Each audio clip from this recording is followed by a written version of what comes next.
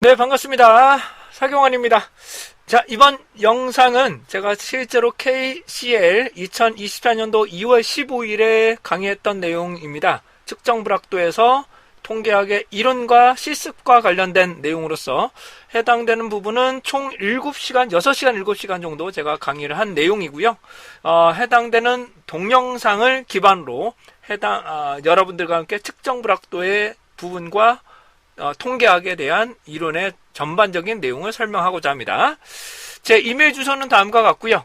그 다음에 동영상 리스트를 보고 싶으신 분들은 stacksoft.co.kr, stackclub.mood.at 둘 중에 한 곳에 접속하시면 되시는데 제가 조금 이따가 설명을 좀 드릴 거고요. 저는 현재 주식회사 밸류에드라는 시장성 분석, 수요 예측, 그 다음에 측정 불확도와 관련된 업무를 계속적으로 진행을 하고 있습니다. 자, 그러면 우선 동영상 리스트를 보실 수 있는 사이트를 알려드리겠습니다. 동영상은 www.stacksoft.co.kr 접속하시거나 stackclub.mood.at으로 접속하시면 되고요. 그 다음에 회원가입은 전혀 필요 없이 아래쪽에 가시면 교육 동영상 링크가 있으십니다. 그 다음에 사경환 멤버스 소식, 그 안에 사경환 온라인 무료 동영상을 보시고, 그 다음에 여기 보시면 구글로 보기가 있으실 겁니다. 네, 구글로 보기로 보시면 여러가지 워크시트가 있으실 텐데요.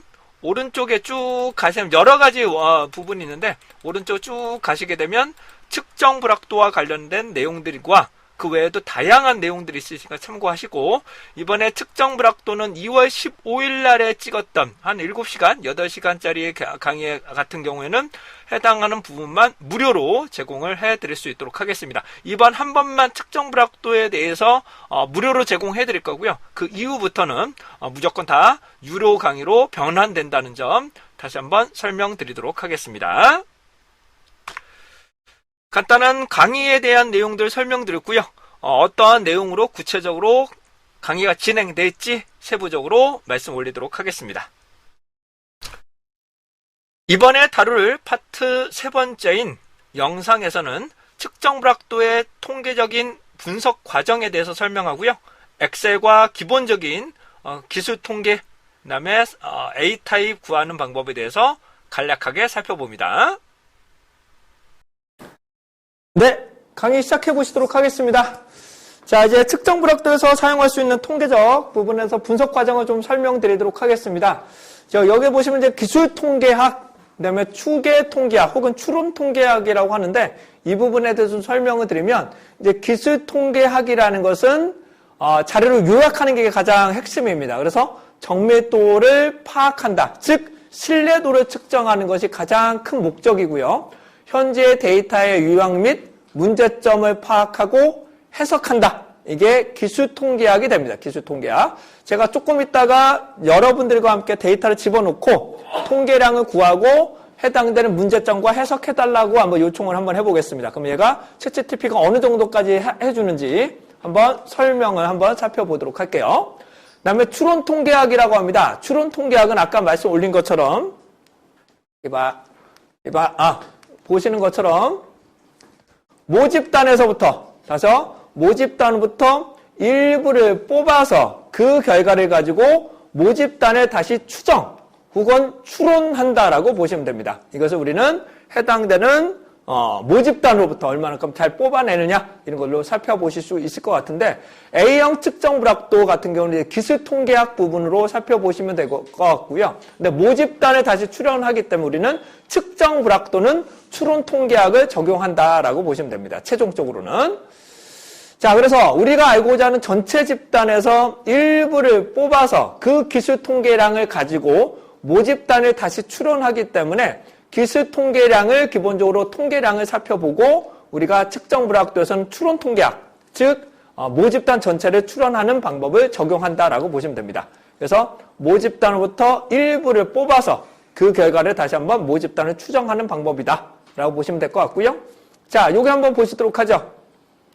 자, 모집단의 평균, 모집단의 분산, 모집단의 표준 편차를 한번 살펴보도록 하겠습니다. 다시요. 우리가 알고자 하는 것은 모집단의 평균, 모집단의 분산, 모집단의 표준 편차를 알고 싶은데 모집단의 평균을 우리는 얘를 뮤라고 있습니다. 얘를 뭐라고 있는다고요?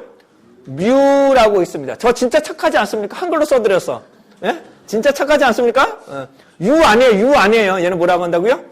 뮤라고 있습니다. 그 다음에 요거를 우리는 시그마 제곱이라고 합니다. 이걸 뭐라 한다고요? 시그마 제곱, 요거 다음 밑에를 시그마라고 합니다. 얘는 분산은 시그마 제곱이고요.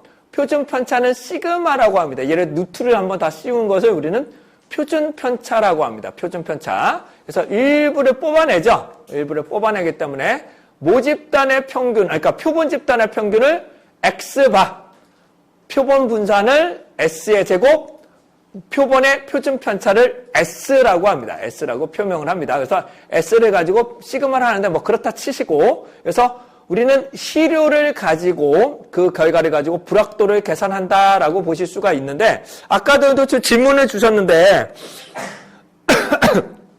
이 정규성을 따르지 않을 경우 우리가 측정 불확도를 어떻게 해야 되느냐라고 말씀을 하시긴 하는데, 이게 좀 관건이에요. 관건. 왜냐하면 정규성 검증이 되게 힘들어요. 완벽하게 정규성을 충족하는 데이터를 찾아보기가 좀 힘듭니다. 특히 의학계통도 좀 문제가 있고요. 특히 의학계통은 편중적인 부분이 있기 때문에 정규성을 검증하는 것이 좀 쉽지가 않습니다. 그래서 제품 말고요. 제품 말고 일반적인 실제로 알려져 있는 자료를 수집을 하고 300개 이상일 경우 얘가 정규성을 충족하기가 좀 많이 힘듭니다. 현실적으로. 그러니까는 관찰이나 실험실 실험, 그 다음에 제품 같은 경우는 정규성을 많이 따르는데 그 외에 실제 데이터는 정규성을 따르기가 좀 많이 쉽지 않습니다. 그래서 그 정규성을 충족한 상황에서 추정한다는 것은 현실적으로 쉽지가 않기 때문에, 그래서 정규성 검증은 부분은 조금 별외라고 보셔야 됩니다. 별외. 별외를 보시고, 그 다음에 챗GPT를 통해서 얘가 정규성 검증도 해줘라고 요청을 해보면 정규성이 충족합니다, 못합니다 라고까지 한번 설명을 해줄 겁니다. 근데 정규성 검증은 쉽지 않아요. 제가 해봐도 쉽지 않은 논제입니다. 쉽지 않은 논제. 자, 이제 정확도와 정밀도에 대해서 살펴보도록 하겠습니다. 이제 정확도, 정밀도라고 나오는데요. 일반적으로 정확도를 타당도라고 하고 정밀도를 신뢰도 혹은 일관성이라고 합니다. 일관성. 그래서 정확도, 정밀도라고 하고요. 정확도를 우리는 타당도, 정밀도를 신뢰도라고 합니다. 자, 하나씩 좀 설명드리면, 정확도라는 것은 실제 값과 관찰 값이 일치하는 정도를 말합니다. 다시 말하고요. 실제 값과 관찰 값의 차이가 거의 없는 것. 이것을 뭐라 한다? 우리는 정확하다라고 합니다. 혹은 타당하다라고 설명하게 됩니다. 그러니까 오차가 없다는 거죠. 다시 뭐라고요? 오차가 없다면 상당히 정확하다라고 보실 수 있습니다. 근데 일부에서는 논란이 있습니다. 참값을 우리가 알 수 있느냐? 그것도 좀 문제가 돼요. 이거 참값은 대다수 어떠냐? 많은 표본수의 평균을 그냥 참값이라고 봅니다. 다시 뭐라고요? 한 3,000개, 4,000개 되는 거 부분에 평균을 그냥 우리는 평균값이라고 보고, 일부 샘플링을 한 것을 우리는 관찰값이라고 보고 나서 일치한다라고 보는 것들을 말하게 됩니다. 근데 참값은 정말로 찾기가 어려워요. 현실적으로 쉽지가 않아서. 그래서 타당하는 참값하고 대표값에 해당되는 근접한 정도를 우리는 타당도라고 합니다. 혹은 정확도라고 하고요. 그래서 기본적으로 어떻게 하느냐? 일반적으로 측정 불확도에서는 일반적으로 인정된 이 국제 표준값하고 똑같은 기준으로 측정했을 때 범위가 똑같다면 이것을 우리는 정확하다라고 판단합니다. 이 측정 도구가. 무슨 의미인지 아시겠죠? 이 국제 표준이 있잖아요. 그렇죠? 국제 표준 기구가 있으면, 그 도구가 있으면 실제로 우리 제품하고도 측정을 해. 그러면 똑같은 값이 나온다. 그러면 우리 값도, 우리 측정 도구도 정확하다라고 판단하는 기준으로 말씀드릴 수가 있겠습니다. 그다음에 정밀도입니다. 정밀도 같은 경우에는 다수를 측정합니다. 반복 측정했을 때 동일한 결과가 나오냐. 다시 뭐라고요? 반복 측정했을 때 동일한 결과가 나오냐. 이것을 우리는 정밀도 혹은 밀도가 밀집되어 있다 그래서 우리는 정밀도 혹은 신뢰도, 일관성이라고 보시면 됩니다. 이 정밀도는 재현성을 말합니다. 재현성. 그러니까 옳다 그르다가 아니에요. 다시 한번요. 이 정밀도는 옳다 그르다가 아니야. 반복 측정했을 때 동일한 점을 찍느냐. 이것을 우리는 정밀도라고 합니다. 정밀도. 다시 한번요. 정확도는 우리가 목표치에 얼마나 근접하느냐가 정확도고, 정밀도는 반복 측정했을 때 동일한 결과가 나오냐. 이것을 우리는 정밀도, 신뢰도라고 합니다. 신뢰도. 그래서 나중에 말씀드릴 건데 얘를 3포 정도라고 합니다. 3포 정도. 자, 다시 한번 설명드리면 여기 우리가 알고자 하는 곳을 우리는 정확하다라고 보는 거고요. 그다음에 같이 밀집되어 있으면 정밀하다라고 보는 겁니다. 정밀하다. 그다음에 정밀하지만 정확하지 않은 것은 수정, 보정할 수 있어요. 얘는 뭐라고요? 해당하는 초점만 다시 한번 바꾸면 되는 거니까. 하지만 이렇게 정밀도가 떨어지는 경우에 대해서는 이 도구 자체에 반복해서 동일한 결과가 안 나온다면 우리가 믿을 수가 없다. 해당되는 부분은 기복이 심하다. 혹은 편차가 심하다라고 합니다. 다시 뭐라고요? 편차가 심하다. 편차가 심하다라고 보실 수 있습니다. 저희 와이프님께서는 서울 분인데 기아를 좋아하십니다. 야구 기아를 좋아하십니다. 그 중에서도 아시는 분들은 계실 거예요. 수비는 겁나 잘하는데 타격이 안 돼. 막 그래. 그러면은, 막 기복이 커. 그럼 뭐라고요? 기복이 크면 정밀도가 떨어진다고 보는 겁니다. 다시 뭐라고요? 정밀도가 떨어진다. 그렇게 합니다. 그러면 제가 그러죠.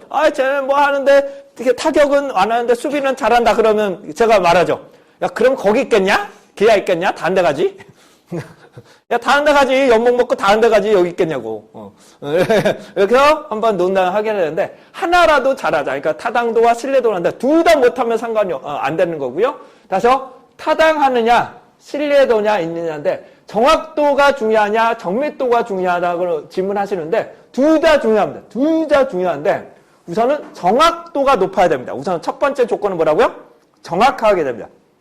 측정 도구가 정말로 이걸로 측정할 수 있는가를 살펴봐야 돼. 그게 정확도고요. 그 다음에 일관성이 있느냐 없느냐. 다시 뭐라고요? 일관성이 있느냐 없느냐를 살펴보는 겁니다. 자, 그런데 다시 정확하진 않아. 다시 정확하진 않지만 신뢰도가 높은 사람들은 어떻게 되느냐라고 보시면 돼. 이거예요. 틀리는 거는 계속 틀리는 거예요. 그걸 뭐라 한다? 우리는 신뢰도가 높다라고 보는 거예요. 그럼 뭐라고? 신뢰도가 높다라고 한다. 하지만 정확하진 않은 거죠. 타당하지는 않다라고 설명할 수 있는 것을 말하게 됩니다.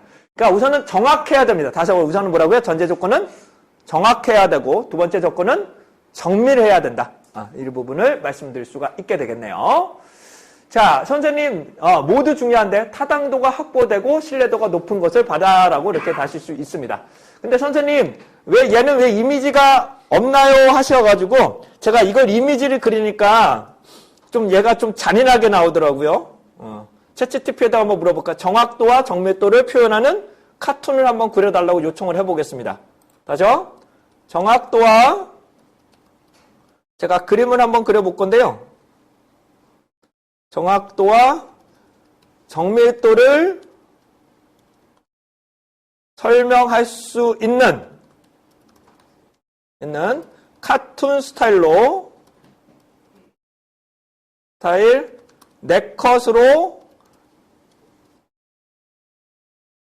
스티커로 그려주세요 하게 되면 이가 그림을 그립니다. 정확도와 정밀도를 동시에 설명할 수 있는 이미지를 그려내게 되는데 얘도 또 보면 또 계속 뭐 화살 나오더라고요. 관역만 나와. 관역만 나오는데 그 당시 할 때 좀 잔인하게 나와가지고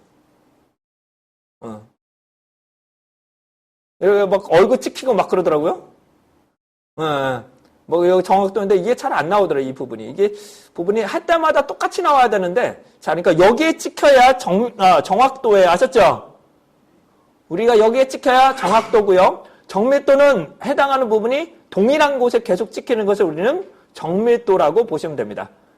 이런 것들이 이러면 난장판이 되는 거죠. 여기 좀 그런데 아무튼 이렇게 그림도 그려낼 수 있다. 자, 다음 이제 기술 통계를 좀 설명 올리도록 하겠습니다. 이제 A형 측정에서 쓰실 겁니다. A형 측정에서 쓰실 수 있는 이제 측정값에 대해서 말씀을 좀 드려볼 건데요. 자, A형에서는 기본적으로 기술 통계, 그 다음에 빈도 분석, 대표값 등을 드는데 기본적으로 대표값과 산포도를 씁니다. A형 측정 불확도에서는 대표값과 산포도를 씁니다. 이 빈도 분석은 거의 쓰지 않고요. 대표값과 산포도를 중심으로 많이 씁니다. 일반적인 판단은 대표값, 중심이 되는 대표값, 그 다음에 흩어진 정도, 그 다음에 표본의 크기를 별도로 살펴보는데 일반적으로 평균값과 표준 편차를 씁니다. 일반적으로 뭘 많이 쓴다고요? 평균과 표준 편차를 많이 씁니다. 다시 한번요. 대표값에서는 기본적으로 평균값, 그 다음에 산포도에서는 표준 편차를 일반적으로 많이 씁니다. 일반적으로. 자, 그럼 대표값에서부터 한번 살펴보죠. 대표값이라는 것은 자료를 요약할 수 있는 값을 말하게 되는데 평균, 그 다음에 중앙값, 최빈값 등을 구할 수가 있습니다. 다시 한번요. 대표값에서는 산술평균, 조합평균, 기하평균, 절차평균 등등등이 있고요. 중앙값, 최빈값 이런 것들이 나오는데 하나씩 좀 살펴보겠습니다. 자, 우선 산술평균 보겠습니다. 산술평균. 여러분 다 아시는 것처럼 다 더해서 n으로 나눠요. 다시 다 더해서 뭐라고요? 그럼 n으로 나눈다. 이게 뭐가 된다고요? 산술평균입니다. 그래서 엑셀에서 에버레지예요. 엑셀에서 뭐라고요? 에버레지 쓰시면 됩니다. 이걸 가장 많이 쓰세요. 그러니까 쉽게 말씀드리면 N빵이에요. N빵. 오케이? 다 더해서 뭐라고요? N빵. 이것을 우리는 산술평균이라고 합니다. 그런데 제 개인적으로는 돈을 더 많이 버는 사람이 더 많이 내야 되는 거 아니에요? 직급이 있는 사람이 조금 더 많이 내야 되는 거 아닌가요? 개그가 전혀 안 먹히지? 하다 보면 더 많이 술 먹은 사람이 더 많이 내야지 조금 더. 아닌가요? 안 좋아. 그러니까 이 사람은 아무것도 안 하고 요것만 한 사람하고 똑같이 엄청 먹고 술만 왜 먹은 사람이 똑같이 낼 수는 없잖아요. 조금 더 많이 내야죠. 그렇죠? 이것을 가중평균이라고 합니다. 가중평균. 그래서 해당되는 가중된 평균을 산출하는 것들도 방법이 있고요. 그다음에 기하평균, 조합평균 등등등이 있습니다. 근데 이거는 다음 생에 공부하시죠. 오케이? 이건 다음 생에. 다음 생에. 저는 해당한 부분이 전생, 이생, 이렇게 믿지는 않는데요. 그래도 이런 것들은 그냥 다음 생에 공부하시는 거야. 모르는 거야. 이거 뭐라고요? 모르는 거야. 우리는 가중평균, 아니, 산술평균을 본다. 다시 뭐라고요? 산술평균. 산술평균을 좀 쓴다라고 보시면 됩니다. 다 더해서 n으로 나눈다. 근데 여기서 말하는 거는 n이에요. n은 횟수를 말합니다. 사람이 아니라 뭐라고요? 횟수를 말합니다. 건수를 말합니다. 다시 설명드릴게요. 제가 3번을 조사했다고 가정했을 때 나누기 한 사람이니까 1로 나눠야 될까요? 3으로 나눠야 될까요? 네, 제가 3번 관측을 했어. 제가 3번을 관측했어. 그러면 나눌 때 3번 관측한 거에 내가 혼자 계산을 했으니까 1로 나눠야 될까요? 3으로 나눠야 될까요? 3으로 나눠야 됩니다. 그러니까 건수로 나눠야 돼요. 다시 뭐라고요? 건수로 나눠야 됩니다. 여기서 말하는 것은 건수의 건수, 횟수, 횟수로 나누는 것을 말하게 됩니다. 이것을 뭐란다? 우리는 산술평균. 얘를 뭐라 한다고요? 산술평균. 가중평균은 그 가중치를 좀 더 배분해서 주어라는 것을 우리는 가중평균이라고 보시면 됩니다. 우리는 그냥 산술평균이에요. 산술평균. 다 더해서 n으로 나눈 거. 자, 이거 넘어갈게요. 이거 너무 어려우니까. 괜히 내봤어요. 넘어갑니다. 자, 다음에 이제 대표값 한번 예시 말씀 좀 들어보겠습니다. 여기 중화값이 빠졌다. 알아요? 죄송해요.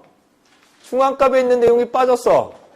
아유, 죄송합니다. 중화값 설명드릴게요. 자, 중앙값은 가운데에 위치한 것을 중앙값이라고 합니다. 중앙값 뭐라고요? 가운데에 위치한 것을 중앙값이라고 합니다. 제가 여기 이론적인 부분에서 빠졌네요. 죄송합니다. 네, 정말 죄송합니다. 여기가 중앙값이 돼야 되는데 빠졌네요. 자, 중앙값은 가운데에 위치한 것을 말합니다. 뭐라고요? 정렬을 하고 가운데에 위치한 것. 다시 뭐라고요? 정렬을 하고 가운데에 위치한 것을 우리는 중앙값이라고 합니다. 자, 한번 예시 한번 들어볼게요. 얘가 총 몇 개의 데이터가 있는 거예요, 여러분들? 하나, 둘, 셋, 넷, 5개의 데이터가 있는 거죠. 그쵸? 총 5개의 데이터가 있는 거죠? 거기다가 플러스 1을 합니다. 그러면 6개가 되죠? 거기서 반으로 나눠. 그럼 몇 번째에 위치한 데이터가 될까요? 3번째에 위치한 데이터. 뭐라고요? 3번째에 위치한 데이터. 이것을 뭐란다? 우리는 중앙값이라고 합니다. 얘를 뭐라 한다고요?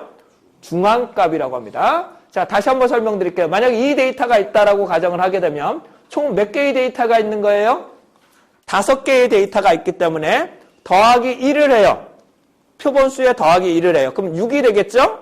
그래서 2로 나눠. 그럼 몇 번째에 위치한 데이터? 세 번째에 위치한 데이터. 3이 됩니다. 3.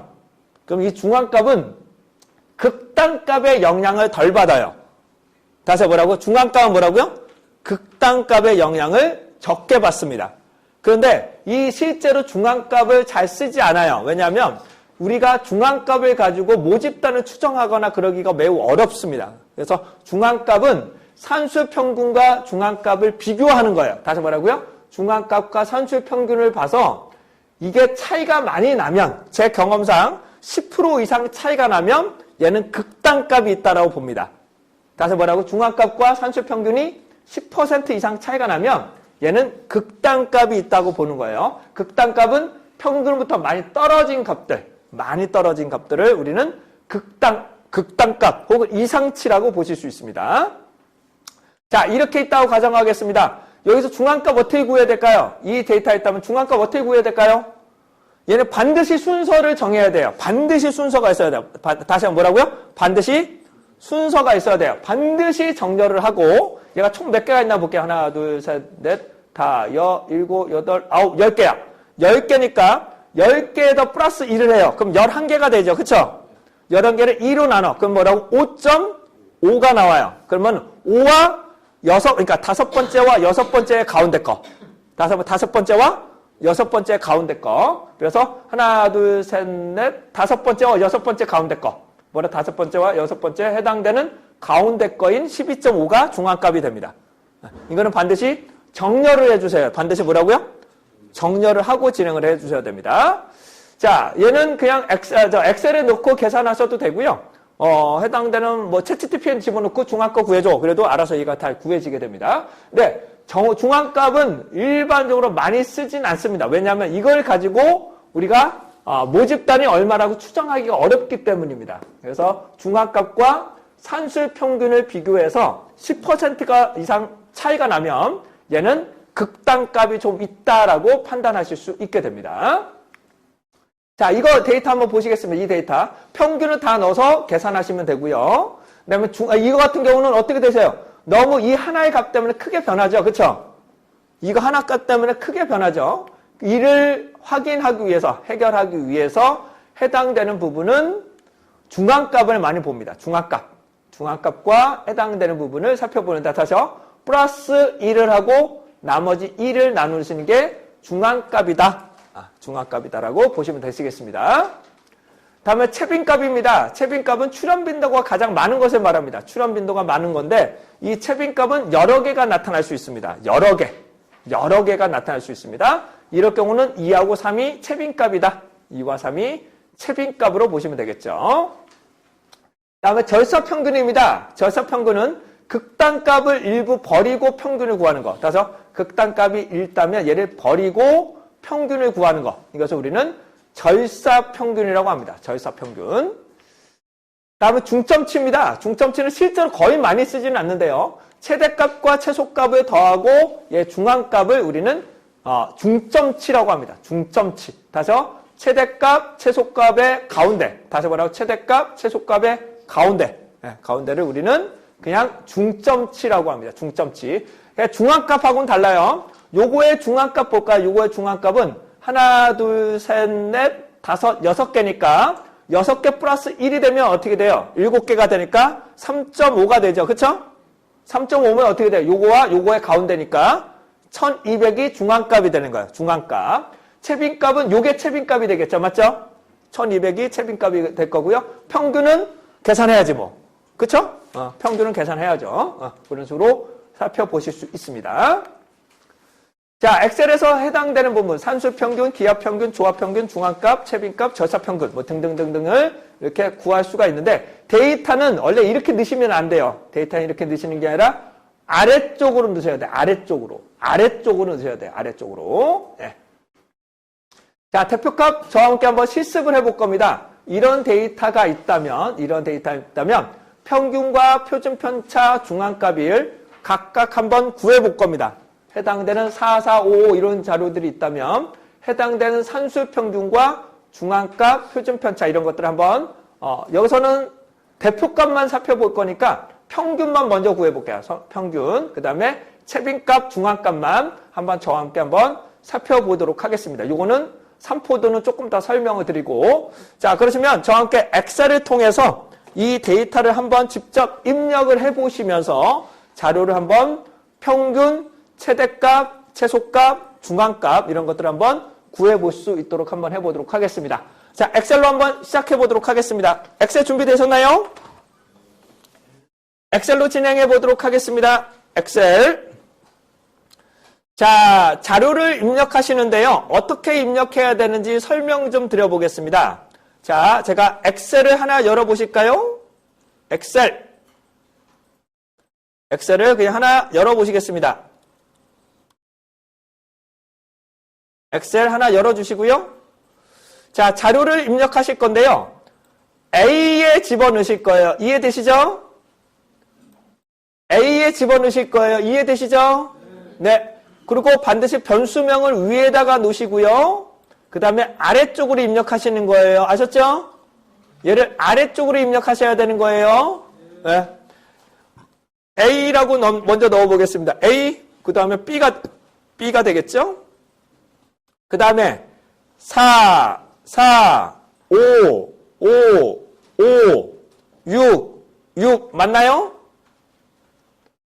네, 이렇게 입력하셔야 돼요. 아셨죠?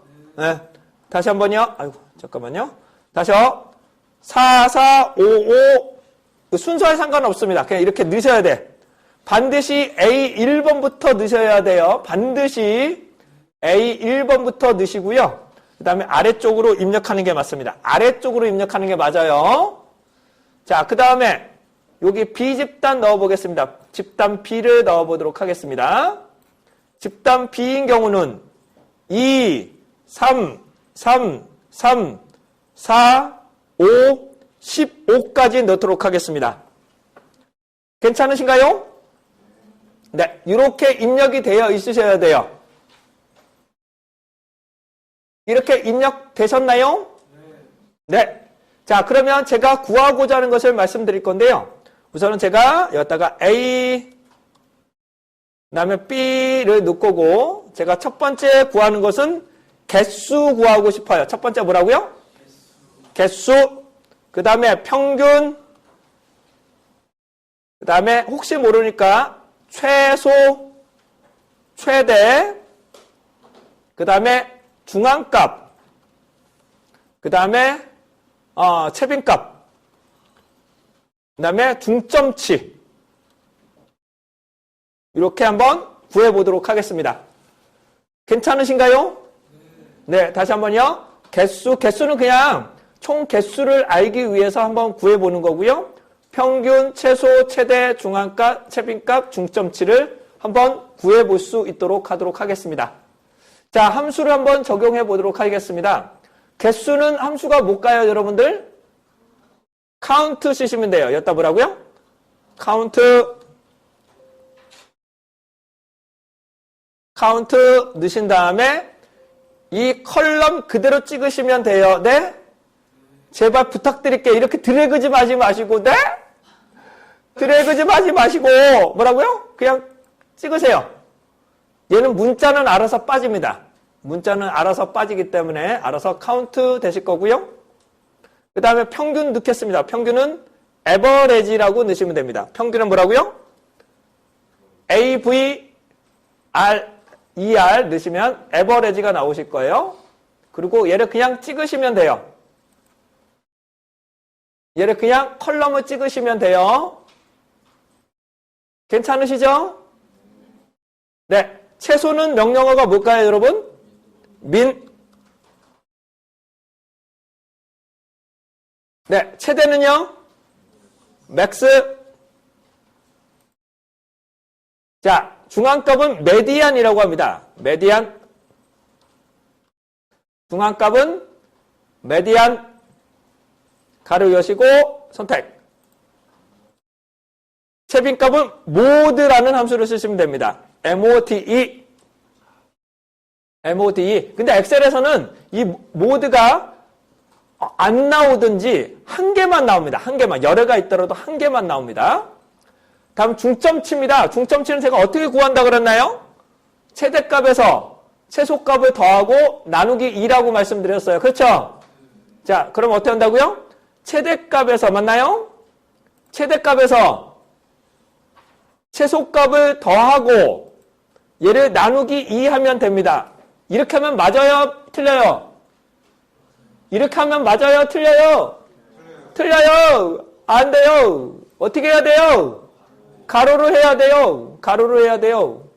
어떤 분들은 그러더라고요. 이거부터 안 돼, 이거부터 아니냐고. 아니에요. 안 돼요. 안 돼요. 가로로 씌워주셔야 돼. 이건 뭐라고요? 가로로 씌워주셔야 돼. 가로로. 가로로 씌워주셔야 돼. 네. 그리고 얘를 그냥 오른쪽으로 드래그를 하시면 이 B의 결과치를 살펴보실 수 있겠죠. 그쵸? 이렇게 B의 결과를 찾아보실 수 있겠죠?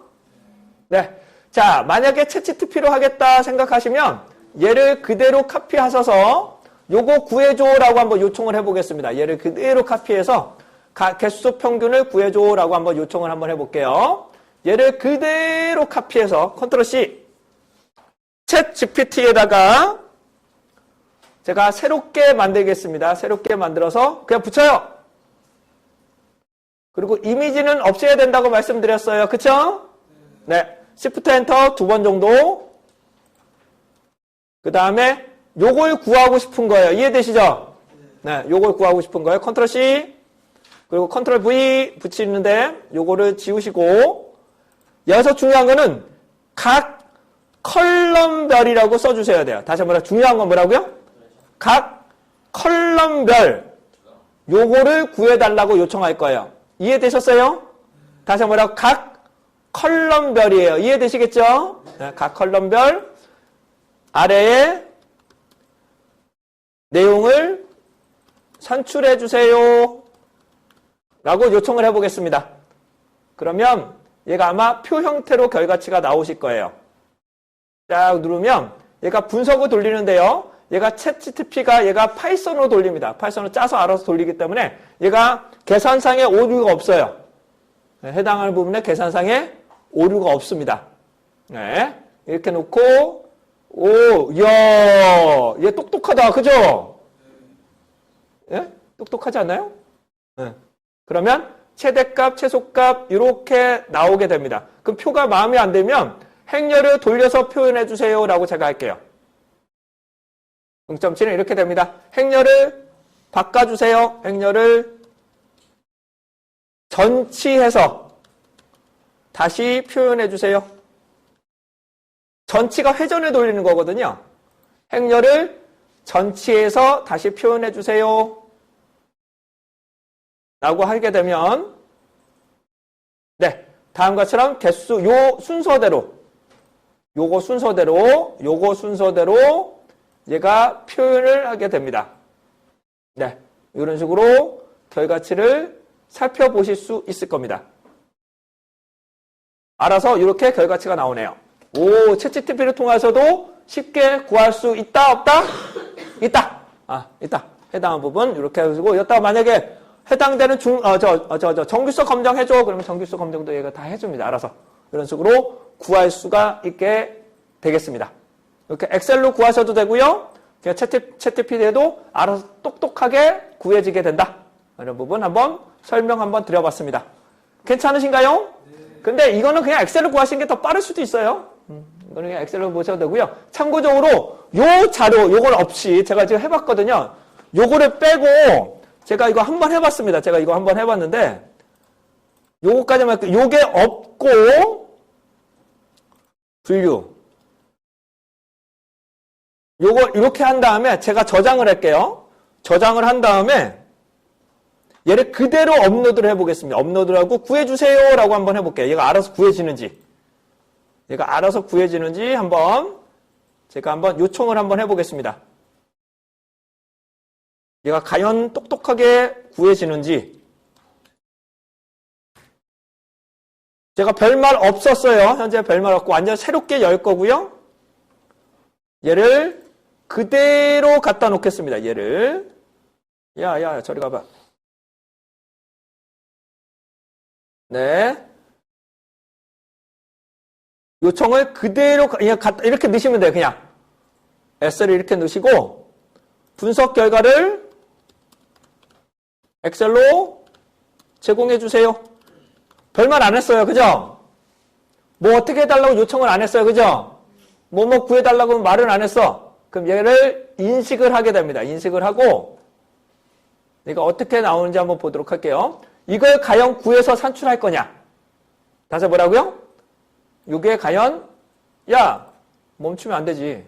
마음 아프지. 네. 그럼 과연 얘를 채워서 산출해 줄 거냐? 요거까지만 보시고 쉬는 시간 갖도록. 야 다시 해줘.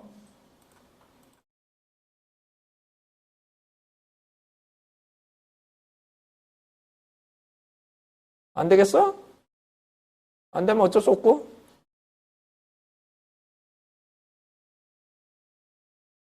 못 읽는데요? 망했다. 어쩔 수 없지 뭐. 읽는다.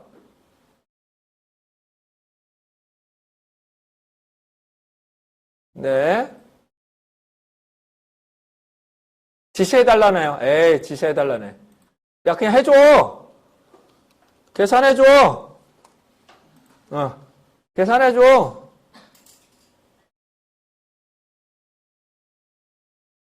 계산을 수행하겠습니다. 얘를 알아서 계산을 해주네요. 요청했는데.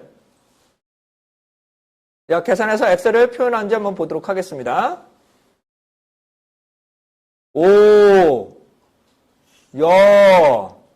야, 더 안 해, 야, 빼먹으면 어떡해. 아무튼, 이런 식으로. 이거 알아서도 어떻게 좀 계산을 하게 됩니다.